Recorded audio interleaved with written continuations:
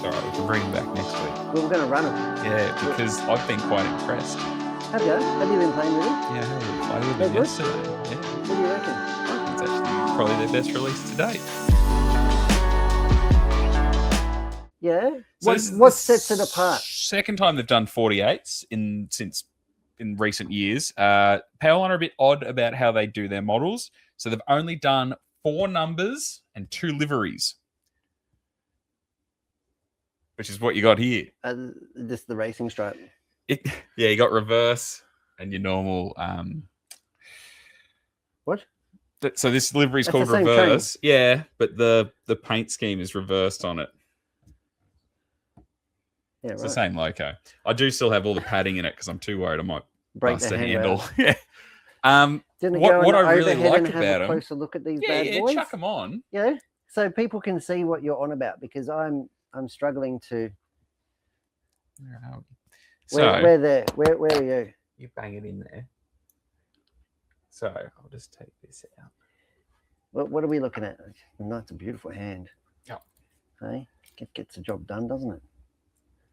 Yeah, Kith. Which one's reverse? Reverse is the yellow front. The yellow dominant So one normal is reverse. Tuscan, which is this one, was the original livery, and then it went to this, and then it went to Candy after this, and then they ended up in, I guess, private operator hands from there. There are still ones. Where did they run in Victoria?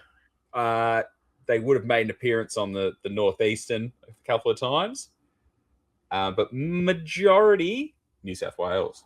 Yeah. And still, I mean, they've run into Victorian preservation, but in New South Wales, you still have a few getting round in the original livery, as well as, some of the other liveries like Freight Rail are still making an appearance. Yep. Fortunately, not too many getting And around. these are available DC and DCC. And that's where I'm most impressed, is the DCC on these is the best they have ever done. What sets it apart? What, the sound, the lights? Sound, I kicked it in the guts yesterday, so come on in, I can turn one on for you. Really loud, really clear. Yep. But the second part is these are the first ones they've done with keeper lives in them, which is a big capacitor, and it is a big capacitor. So, yeah, they're going to run over all your dead spots, all your dirty track. Cool. Yeah, for a more enjoyable running session. Experience. Yeah, so... yeah, that's the new one. It saves you having to fit a keeper live yourself, doesn't it? Well, that's it.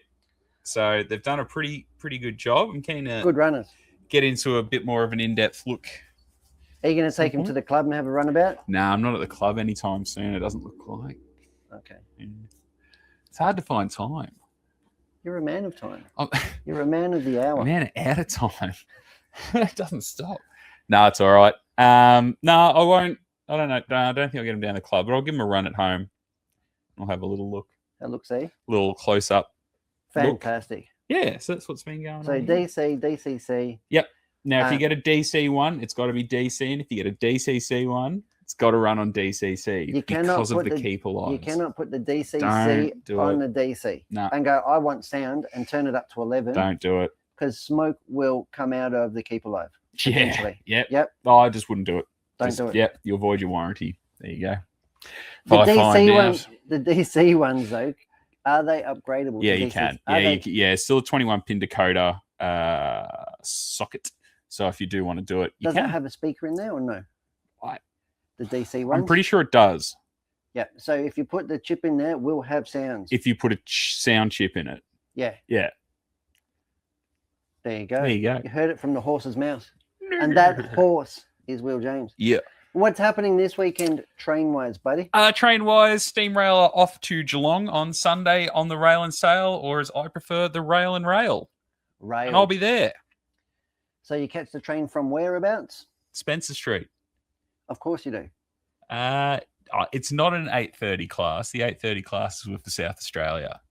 They're almost identical. But the 8:30 class looks similar, either a GP7, maybe a GP9. Similar. They're the Yank ones. Are they? Yeah. Commonly referred to as American. Yeah. These are definitely 48s. They're definitely 48s. All the way through. Absolutely. And you can tell because it says 48 on the front. Yeah. Yeah. Alco on the side. How many of those did they put on the rails? Good question. Yeah. At a guess, I'm probably over 30. I'm going to say under 60. And what was the time period that they were running? Do you have a time period? Oh, from the 60s through to, they're still used today. Are they? Yeah. So you can still catch them in revenue service on a bunch of grain rakes running around New South Wales. What? A grain rake, so grain trains. Oh, grain train. Otherwise, they are in preservation as well with Transport Heritage New South Wales. I think LVR's got one, two. Good runners then. Yeah, there's probably one at Goulburn. Yeah, definitely. Good. That's fantastic. There's an interesting locomotive DC only, runs on DC, not DC. Yeah, right.